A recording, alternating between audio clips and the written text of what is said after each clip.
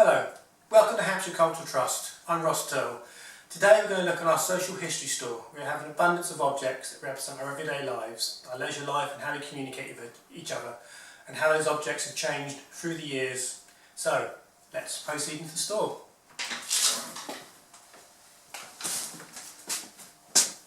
This is our first rack. Let's start with radios and record player, that kind of technology there. We start off with something that is entirely unfamiliar to us nowadays, from the turn of the 19th to 20th century wouldn't have been, is a phonograph. These were the predecessors of record players. They were popular in the late 19th century, but by about 1913 they would become obsolete, purely because of the reason the discs were easier to reproduce. So, like a record player, there'd be a surface that they would play off of, but instead of a disc, these ones would use a tube, a cylinder, and that is where the music we played off. They could be played onto, recorded, or they could be listened to, but unlike the discs they were difficult to reproduce, and so that's why they became obsolete. So moving on to radios, here we have an early crystal radio. These are about 1920s, these crystal radios. Crystal radios could use the signal for the power. So they didn't need an external power source, but that meant they were very quiet. Easy to make nowadays. Children often have kits to make them as educational kits, but as I said, low power. To get the power they needed to get bigger.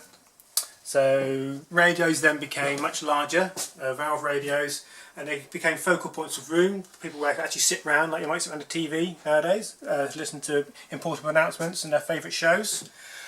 Lovely wood decoration or bakelite.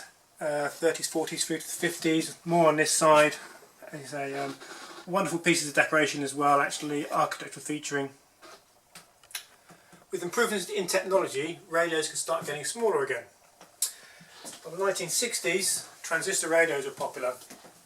These had the convenience, you could have maybe one in each room, you could take them out with you, didn't just need mains power, you could have battery power as well, so altogether more convenient.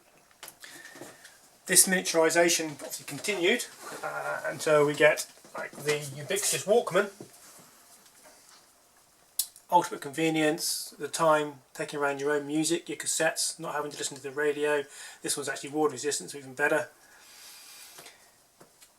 And then these radios weren't just functional, they were also designed. But the 60s and 70s were plastics, they could start being what you might call funky, space age designs to keep up with the TV and film programs.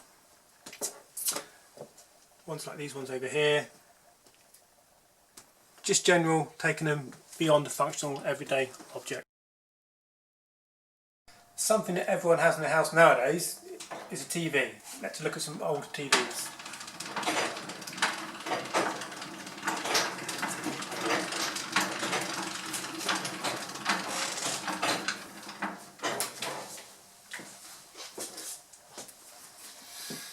The first TVs were by no means cheap. This is a Bush TV from 1949 and would have been at £42 plus purchase tax. As you can see, they're rather large objects but not big screens, and often people had a magnifier so they can actually see the picture clearer. But popular, they caught on, and perhaps one of the biggest impetus to sales of TVs was the 1953 coronation. So here we have one Murphy's TV from around about that period.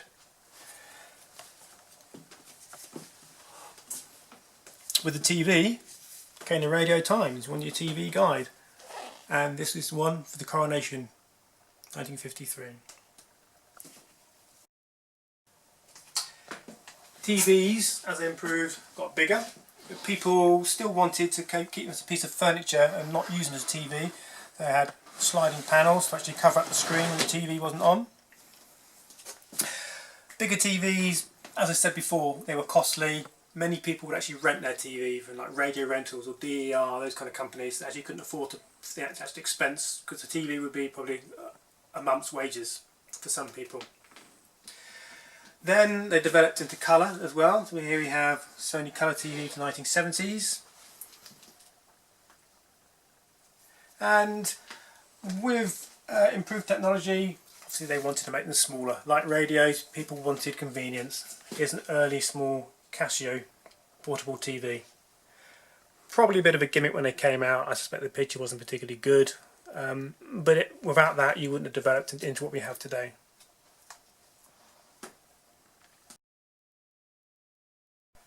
Nowadays you have pay and view and catch up TV, but back in the 60s, early 70s we didn't.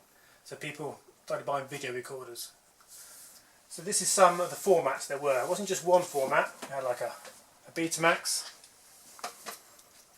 VHS, even large video discs the size of albums. Ultimately all of these were lost out to digital, but VHS was the predominant technology at the time. And here we have a number of models, different video recorders from that period.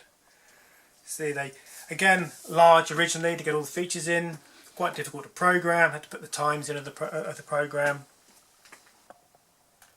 Another use of home TVs was home computing. Perhaps the earliest ones that people remember in the 1970s is like this Binatone Pong game. In actual fact, it just had Pong, had tennis, squash, football. These were very basic. It was just like a bat on either side of the screen. You just moved it up and down so the ball didn't go off the screen. But very popular at this time, and the forerunner of all the other computer games at home TVs. Going into the 80s, had Sinclair release their ZX81. This had 1K of RAM, so very, very feeble by today's standards. You could buy a 16K RAM pack, which plugged in the back to boost the memory. One of the beauties of this though was that people could actually write their own computer programs. So along with the BBC computer we have here, which you can't quite see, but they use a language called BASIC. And you could sit down, you could write your own language, your own computers, and make your own games. You could also play games through cassette tapes, and one of the biggest frustrations about it was it took about 6 minutes to load often, and then sometimes you'd get a loading error after 6 minutes and you had to do the thing all over again. But that's how many people started off their home computing life. Then also it developed into having actually personal computers at home. So here we have some early home computers like the PCs, have an Amstrad, word processors initially, and then early Macintoshes, the forerunners of today's Apple top computers. A popular leisure pursuit outside of the home is photography. And in this aisle here we have a range of cameras from across the years.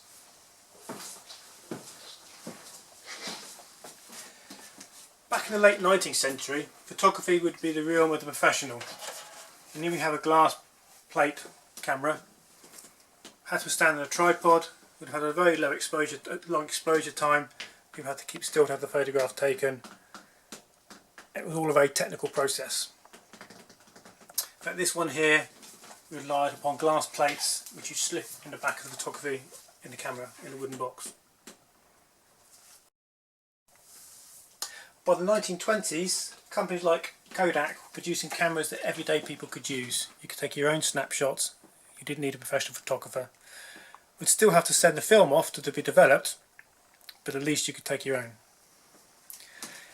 And that was a trend that saw throughout the 20th century. Here's another one, a box camera, very popular that people would have had, everyday people. And then going through, that's what became one of the most popular film types, was the 35mm camera. This is a SLR, often single lens reflex. But perhaps one of my most fun ones here is this small, almost like a spy camera.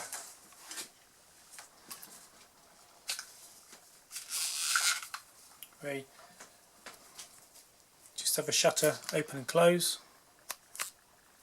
Small film inside. Goes in your pocket nicely. The common thing all these different formats had was film. They all needed film to be exposed. That was done away with the development of the digital camera. So all of a sudden people had the opportunity to take your photographs and actually see what you'd taken before you had sent it off, or even not have to send it off, just print it out at home yourself.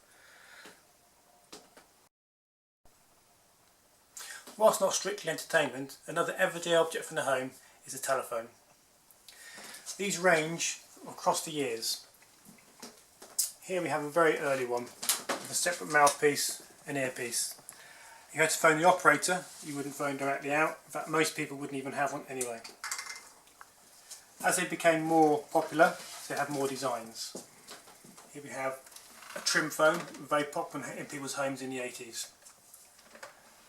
Again, the opportunity was there to make them fun. So here we have one that looks older with the earpiece and mouthpiece, but the dial is in the bottom. And then, maybe so you could get merchandising for programs and TVs, we have even more fun, like this one with Popeye.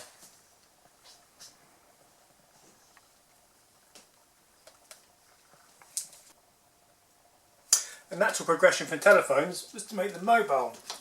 Although it's debatable if the very first ones were really that mobile. This is one with its own battery pack, early 1980s Motorola. Probably more for use in the car than actually as a mobile phone. But they did start to get smaller very quickly. And you can show a multitude of mobile phones from nowadays, but here are the two early ones that are quite different to what we expect a smartphone to look like nowadays. But this is more like what people would have had in their pocket.